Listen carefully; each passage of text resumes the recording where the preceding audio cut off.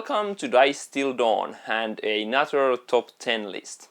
And today I'm talking about my top 10 expansions, and I tried to order them in a way that what I like the most and maybe the game that I like the most also. So basically the highest ones are great expansions to great games that give them a lot of more replayability or maybe more different ways to play and stuff like that. So I had some effect on if I don't like the game that much, even a good expansion might be a bit lower or stuff like that. But I did try to order them in a way that which gives me the most satisfaction or most gameplay, replayability, stuff like that. But I will get to them when I tell about them, and hopefully the natural light is now enough for this video because it's finally summer here in Finland also, so hopefully the light is enough.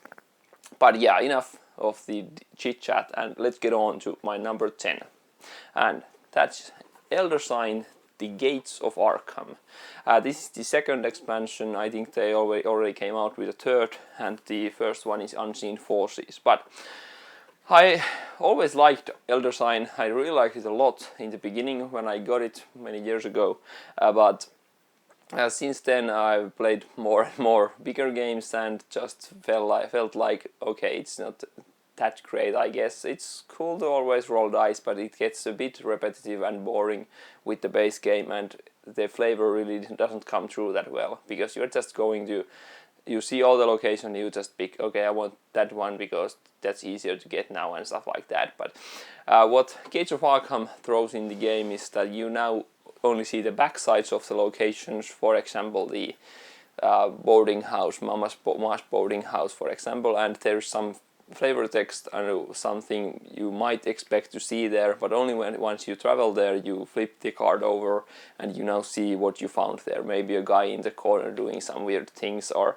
whatever it is, but you never know what's going to happen exactly, and that's just perfect for this game because it brings it so much closer to Arkham, which I really like, and that's just a great addition. Also, there are now these physical gate tokens you travel from to the other world, and all these things just really bring out the Cthulhu mythos and just make it feel a lot more thematic, even though you are just still rolling dice.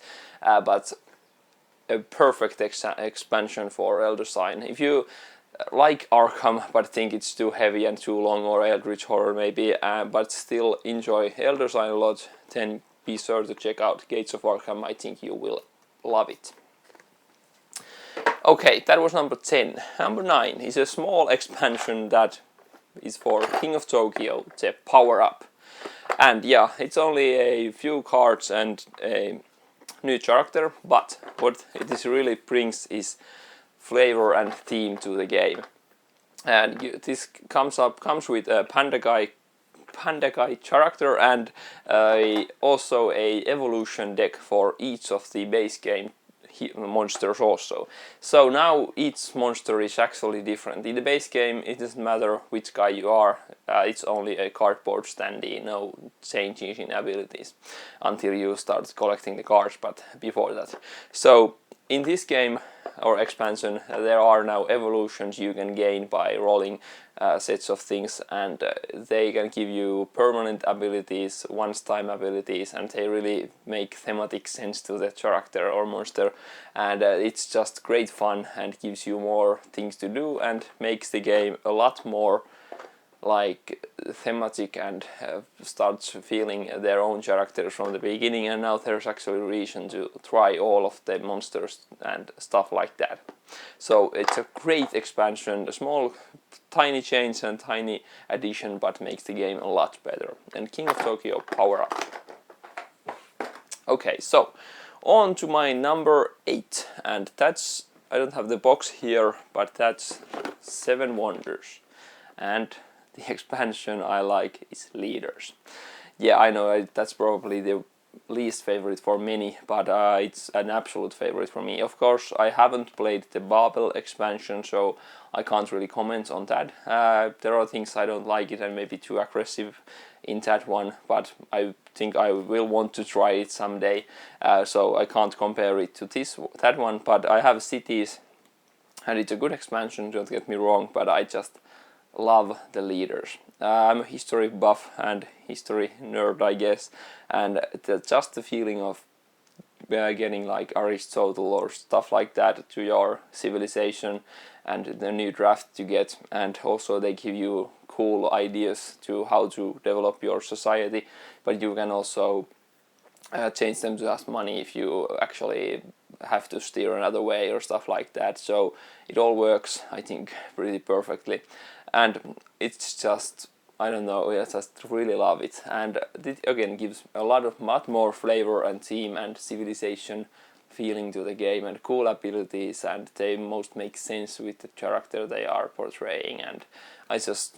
really like it, and also Rome. Okay, so number 8 was Seven Wonders Leaders. Okay, number 7 is Pandemic in the Lab. And yeah, I like Pandemic, I love Pandemic Legacy, I like Pandemic The Cure, I like Pandemics, almost all of them. And none of them are my favorite games, but I do really enjoy and see the brilliance of the design.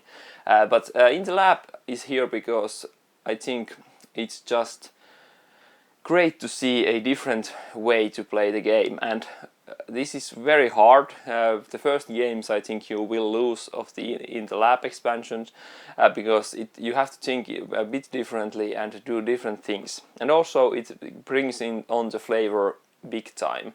Now you actually feel like you are in a lab and you working on these petri dishes and just trying to create the vaccine or inoculations, and it's just a highly thematic feeling. Again, you see a pattern here. All these things have something to do with theme and thematic integration, but it's just a new way to play Pandemic. I'm not saying I will always play with this. I really like the base game mechanics also, but with this you don't have to collect the cards to one player anymore, but it's harder to get them, I guess, in a way. So there are some like dramatic changes into the gameplay. I will still play both versions. It doesn't replace the base game for me per se, but there are still more characters, more stuff to do here in other ways too. But I really like the In the Lab part of the expansion. Okay, so on to number 6, and that's Terra Mystica, Fire and Ice. And one of my favorite games is Terra Mystica, and this is just more of the good stuff, I guess. So there aren't any like huge differences here, just more good races and a new board you can play on, and pretty much that's it. And that's what I like, because Terra Mystica is, I think, even though it's a very complex and heavy game, once you understand the rules and know how to play it, you never have to check the rulebook once for any little minute detail which you have to do with all these Arkham Horrors and Imperial Assaults and stuff. Don't get me wrong, I love those games also, but sometimes it just infuriates me to no end when I have to seek out some small rule thing, what happens when this and this combines, and all those things. You know what I'm talking about. But in this game there's never anything. You just do your action and that's it. And the expansion is perfect because it doesn't add any rules. There's pretty much no changes to the basic rules.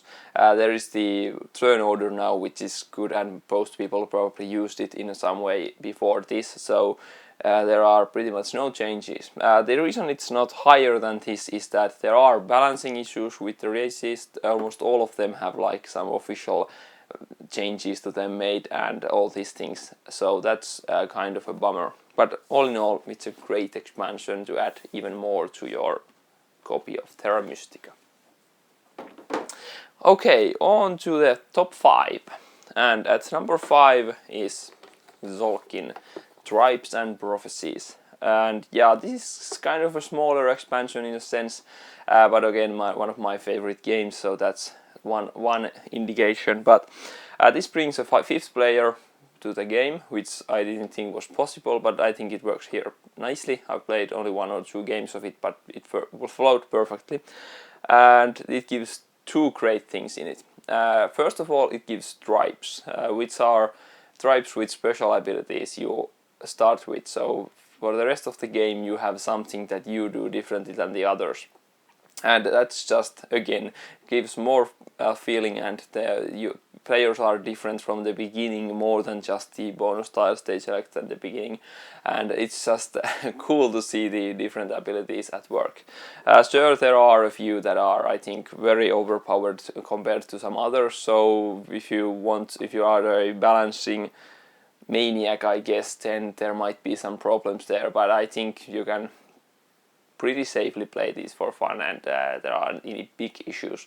There is the one that lets you, if you put 2 on the gears, you can take 1 back. I think that's just so broken. I think it's like better than all the others combined. It's just broken. But all the others, I think, are pretty balanced. A few are worse, but the others are pretty much the same. But yeah, tribes are great, and also the game comes with prophecies, as the name suggests. And these are bad things that are happening. Maybe there's a flood and there's some drought or something, and it's hard to feed your people during a certain time of the game, and then you might be rewarded or penalized if you didn't do the things the prophecy demands. And there are 3 of them. The first quarter doesn't have any, but the next 3 quarters have some prophecy in them, and you can actually gain a lot of points from this way, but you can also lose points this way. So you really have to plan ahead now. When you see these prophecies at the beginning of the game, you really have to start planning on how do I deal with that one and that one and that one. So that also impacts the game a lot and gives a lot of replayability, because there are many different ones, and the order they come always changes the game flow, so you can't rely on your old trusty tactics anymore. But yeah, that's a great expansion, Zorkon, Tribes and Prophecies. Okay, on to number 4, my newest expansion from the list. And that's German Railroads.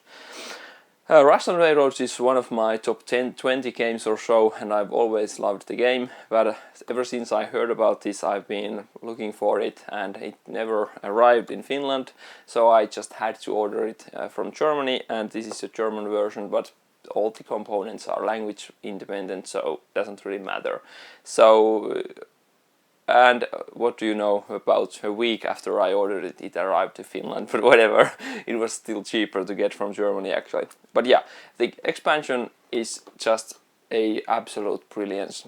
It gives new boards that replace the Russian boards that are now like customizable. You put your own extensions there, and they change the way your railroads work, and you can actually, the big line is now 2 ways you can go. You have to decide which way you go at the halfway point, a bit over. And there was also a coal expansion which gives a new resource to manipulate, and also solo variant. You can play against Emil, who just takes spots from the board and see how much score you can get. That's also cool just to have there.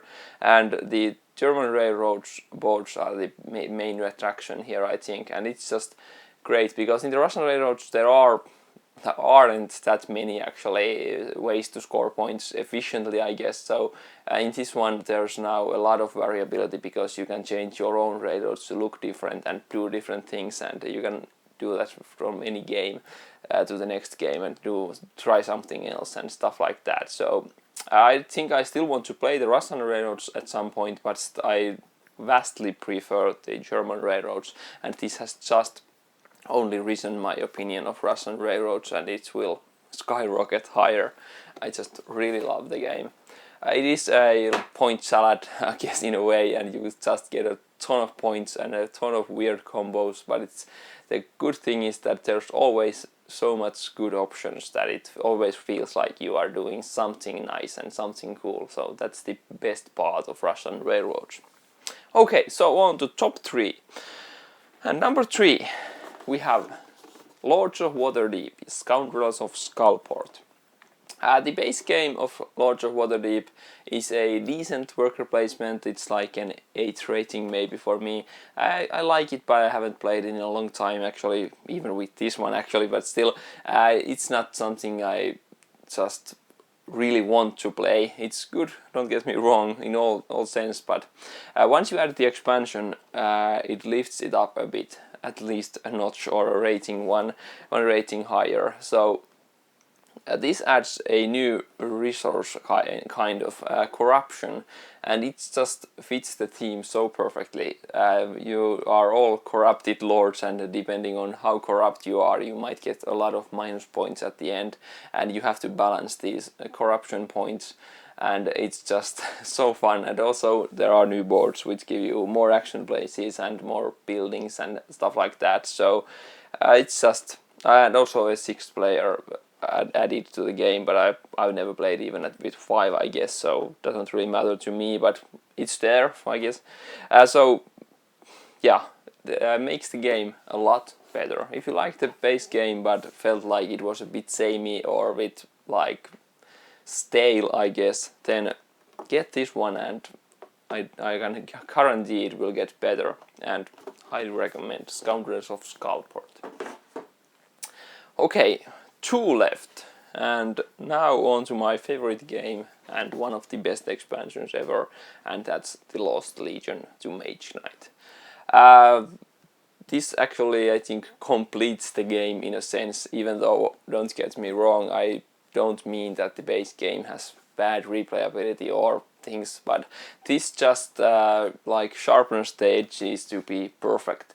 Some of the enemies that come with this actually now help for example, the blocking is more important now, and all these things, and they just balance out, give more replayability and more things to do. And the Wolfhawk character is actually very cool, and more scenarios. What's the name of the guy? Volker, and the AI it moves in during the scenarios, it's just brilliant. The solo games are now even more fun because you have a opponent that's actually doing something instead of just the cities you conquer, and all these things are just so cool. So nothing but good to say about Lost Legion. The only reason it's not #1 is because I think this is not as essential as the #1, I guess. So I really love it, but I would play Mage Knight even without it. And okay, #1. I'm not saying I wouldn't play this without the expansion, but I don't think I've often play without the expansion now, and that is also a very new expansion for me, and that's Orleans Invasion. I finally found it again, not in Finland, but I ordered it from Germany, from BGG Marketplace, and I've played it now, I think, over 30 games. Okay, many of those were solo games because I played all the solo scenarios from this also, but this game comes with 5 scenarios.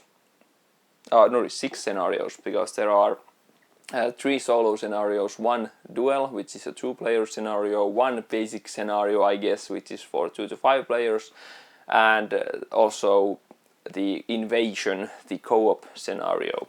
And the co-op scenario is the absolute brilliance of this box.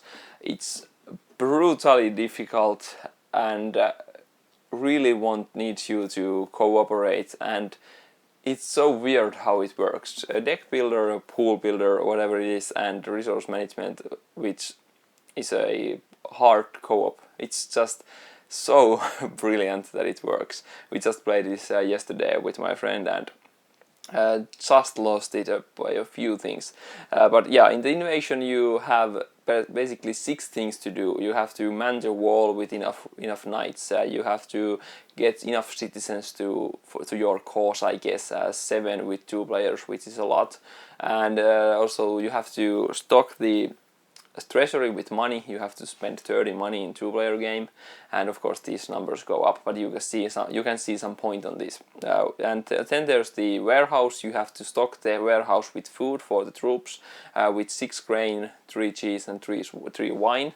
And then you have to build 13 fortified towers. In a 2-player game there are already 7 built, so you have to build 6 more around the edges of the board. And then you have to complete your own objectives. Every player has their own character. They are maybe a sailor or general or stuff like that, and they have some things they need to do, and some of them are just brutally difficult and others are easier. The game actually comes with recommendations for the easier and harder things, and there are also new events that are only for the invasion, and there are more than the are needed, so you won't see everyone every game, so that gives more change to the base game. And also all these things have to be sent to the city via a action that only 3 of 3 goods can be sent at once. So it isn't just that if you collect a grain, it is put onto the warehouse. You have to actually send it there through an action, and that's just it takes a lot of actions to finish the board, and it's so difficult. Many of the events are just horrible, and you can actually, there are these lightning events which are actually the toughest events, and if you want you can take them out at first games and see a bit of that, but I've now played it with just mixing them all in, and sometimes they come out, sometimes they don't, depending on that. And anyway, the invasion is just pure brilliance. I have no reason to play the base game that much anymore, because it has all the good things from the base game, but it is co-op for me, especially for its co-op, and it's still very difficult to beat the game, and I just really enjoy it. I played like 7 games of the co-op scenario now, and we have won 2, I think. Two wins, and I can highly recommend that. There are 2 scenarios I haven't tried yet. I haven't tried the duel, and I haven't tried the bigger 2 to 5 player expansion, but all these solo scenarios I've played, and I have won all of them now with the highest difficulty, and one of them took 25 plays to win on the highest difficulty. I think it was the Capital Zone one. So sorry. So that's just also those are fun. I don't think I'm gonna play them soon again, because they are kind of set and you have your different certain plan you want to accomplish, but maybe later, like a year later, I might want to try them again, because they are like cool puzzles you have to solve and all that stuff. But the invasion itself, I would gladly pay the 40 euros or stuff like something like that for just the cooperative scenario, because it just makes the game brilliant. But yeah, sorry, that was my top 10 expansions, and give me feedback on what do you think, and maybe your own ideas. What did I miss? I did have some things that I was thinking about, so like Arkham Horror has many good expansions and stuff like that, but it was hard to differentiate which is actually a good expansion per se, because they all give more of the good stuff, I guess. So these are the 10 that came to my mind. Maybe there's some missing, but for me these are the best expansions. So thanks for watching, and see you next time. Bye.